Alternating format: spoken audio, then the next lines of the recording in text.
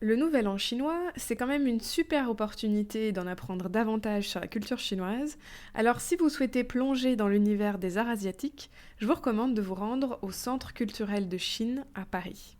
Il y a deux expositions à ne surtout pas manquer. La première s'intitule Reflet d'humeur. Elle met à l'honneur l'impression à l'eau sur planche de bois. C'est un savoureux mélange entre art contemporain et technique artisanale traditionnelle chinoise. Ces œuvres sont signées par trois artistes chinois de renom, mais dépêchez-vous parce que vous n'avez plus que jusqu'au 6 février pour en profiter. La deuxième exposition, quant à elle, célèbre le serpent, puisque vous le savez, cette année est placée sous le signe du serpent de bois. Après un concours qui a réuni plus de 4000 créations, les œuvres primées sont exposées pour le plus grand plaisir des visiteurs, une fois de plus, au Centre culturel de Chine à Paris. Vous avez jusqu'au 15 février pour en profiter, alors notez-le bien dans vos agendas. Bonjour, je m'appelle Emeline et je vous souhaite la bienvenue sur Cross Culturel. Ici, vous entendrez des témoignages, des faits divers, et puis des histoires, tout simplement, en lien avec les différences culturelles. Si cette thématique vous intéresse, pensez à vous abonner, comme ça vous recevrez une notification quand je sortirai de nouveaux épisodes. Et maintenant, place à ce 5e épisode. Dans la continuité de notre série sur la fête du printemps, nous allons explorer le zodiaque chinois. En Occident, le mot zodiaque évoque les constellations, mais dans la tradition chinoise, le choix des animaux repose sur toute autre chose.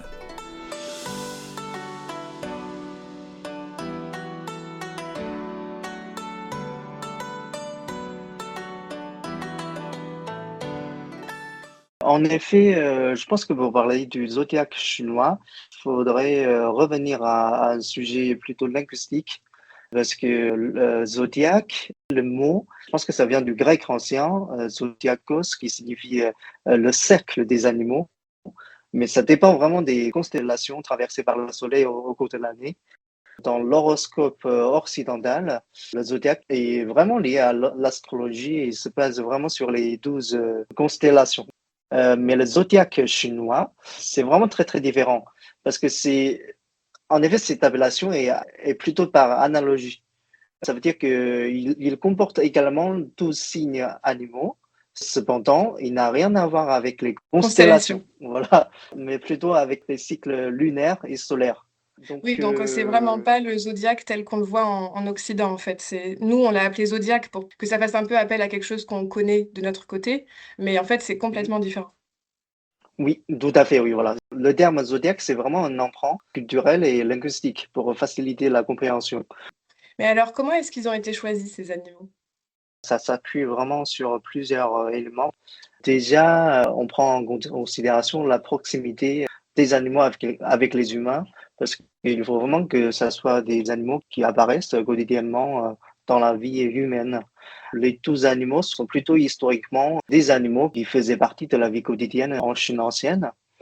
Et deuxièmement, on met aussi beaucoup d'accent sur leur caractère symbolique. Chaque animal est associé à des qualités spécifiques, comme le tigre, on l'associe forcément au courage. Et par exemple, cette année, c'est l'année du serpent. On associe plutôt le serpent à la sagesse.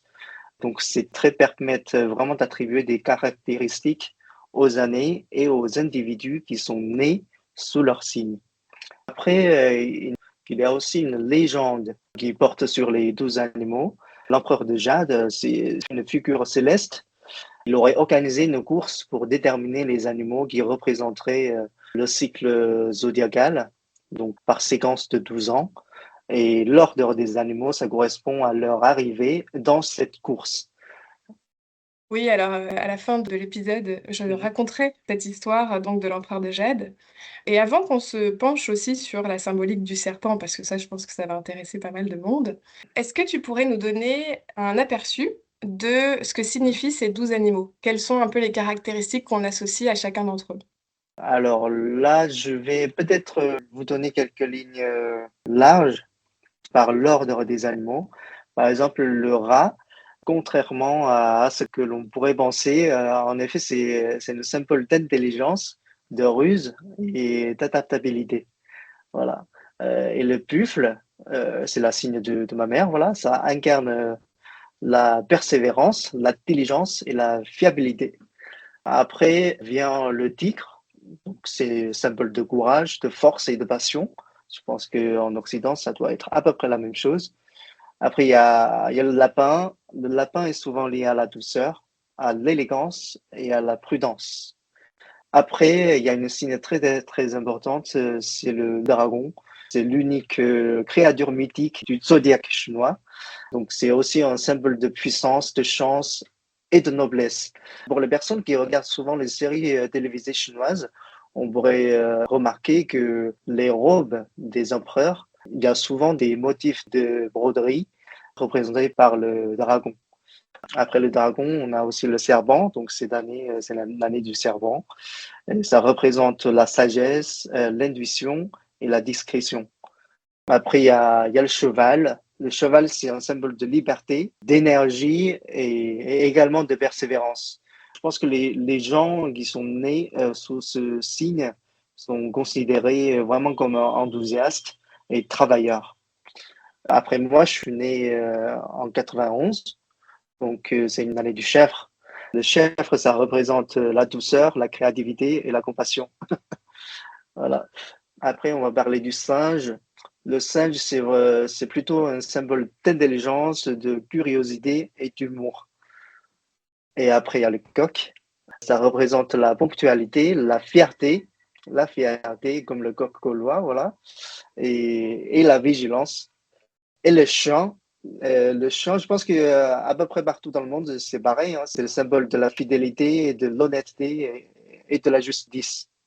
Et dernièrement, il y a le cochon. Le cochon, ça incarne vraiment la générosité, l'honnêteté et la prospérité. C'est hyper intéressant parce Euh, qu'on associe ces caractéristiques à l'animal et ensuite, du coup, à la personne qui est née en l'année de cet animal-là, quoi. Tout à fait, oui.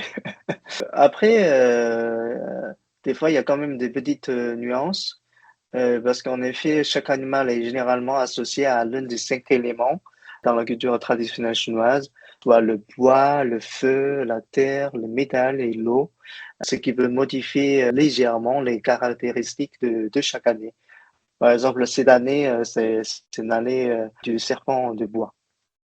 Et donc, par exemple, sur le serpent de bois, en quoi est-ce Mhm. que le serpent de bois, par exemple, va être différent du serpent de métal?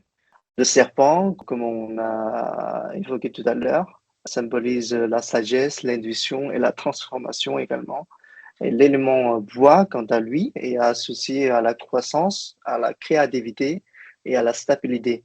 Du coup, ensemble, on pourrait dire qu'ils suggèrent une année propice à l'évolution personnelle, à la réflexion stratégique et à l'innovation. Donc, on pourrait dire que les individus nés sous ce signe sont souvent perçus comme réfléchis, créatifs et dotés d'une grande capacité d'adaptation. Le dragon, parce que tu l'as mentionné tout à l'heure et je trouve ça très intéressant. Tu as dit: «C'est le seul animal mythique, qui fait partie des 12 animaux du zodiaque». On sait que le Mhm. dragon, l'image qu'on en a en Occident est vraiment très différente de celle en Chine. Est-ce que tu peux un peu nous expliquer pourquoi est-ce que c'est aussi différent? C'est-à-dire qu'est-ce que symbolise ce dragon? En quoi est-ce qu'il diffère du dragon tel qu'on le connaît en Occident? Effectivement, je trouve ça vraiment un sujet très, très intéressant. En effet, quand on parle de dragon, il faut déjà préciser que ce mot est un terme de traduction et qu'il pourrait porter en lui une sorte de malentendu culturel. Si je me trompe pas, c'était un certain missionnaire anglais qui est venu en Chine il y a longtemps, hein.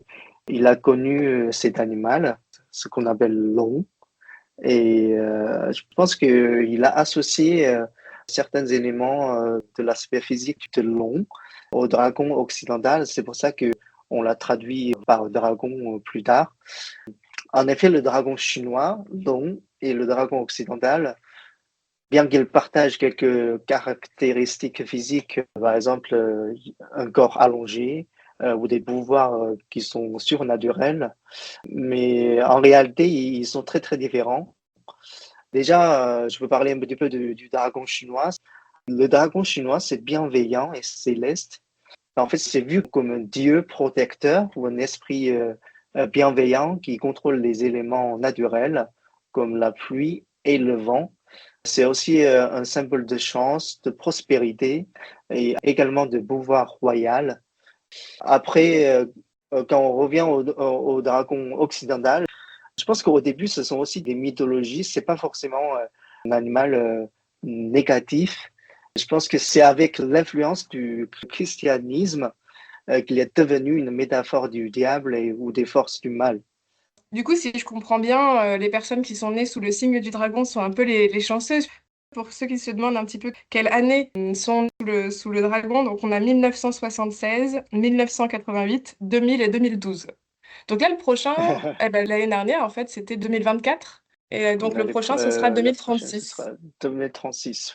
Je pense que pour les autres personnes, faut pas être découragé parce que déjà, les animaux, ils ont tous leur caractéristique. Et voilà, je pense que c'est vraiment la diversité qui compte. Également, pour les gens qui sont nés sous le signe du serpent, moi, j'ai entendu parler quand j'étais petit que nous considérons que le serpent, c'est le petit dragon. Voilà, D'accord, c'est une petite version du dragon. voilà, tout à fait, oui.